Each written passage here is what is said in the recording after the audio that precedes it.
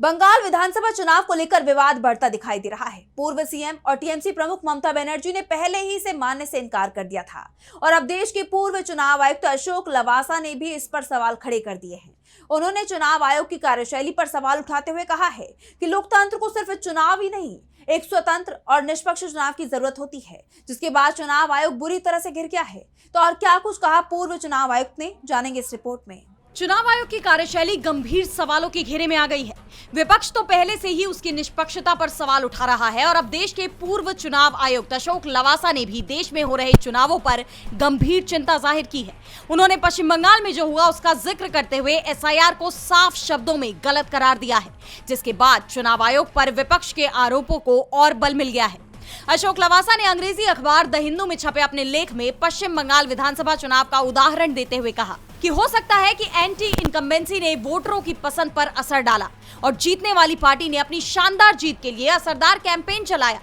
फिर भी चुनाव प्रक्रिया की निगरानी, दिशा और नियंत्रण देने के लिए संवैधानिक रूप से नियुक्त अंपायर के खिलाफ पक्षपात के आरोपों से इसका प्रदर्शन खराब हुआ है।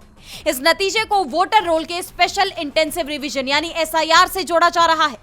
एनालिस्ट ने चुनाव क्षेत्र के हिसाब से डेटा पेश किया है, जिसमें जीत के अंतर से ज्यादा वोटरों के नाम हटाए गए हैं, जिससे पता चलता है कि एसआईआर के बिना नतीजा अलग हो सकता था। यानी उन्होंने भी नतीजों पर एसआईआर के असर को माना है, साथ ही अंपायर यानी चुनाव आयोग की निष्पक्षता का मुद्दा उठाया है।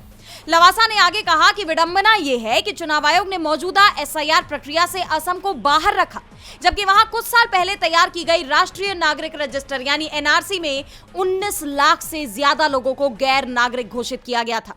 फिर भी उनके वोट देने के अधिकार पर कोई असर नहीं पड़ा। उन्होंने कहा कि इस पूरी इंजीनियरिंग के जरिए चुनाव आयोग ने खुद पर एक ऐसा दाग लगा लिया है जो मिटाया नहीं जा सकता। उन्होंने सवाल किया कि ऐसे में चुनाव आयोग के उस नारे का क्या मतलब रह जाता है जिसमें वो कहते हैं कि कोई भी मतदाता पीछे न छूटे। उन्होंने जोर देकर कहा कि लोकतंत्र की मांग केवल चुनाव ही नहीं बल्कि सार्थक और निष्पक्ष कंपटीशन भी है। उनके इस लेख ने चुनाव आयोग पर लगे आरोपों पर एक नई बहस छेड़ दी है। अब देखना यह होगा कि आयोग की तरफ से इस पर क्या प्रतिक्रिया आती है। डीबी लाइव की रिपोर्ट।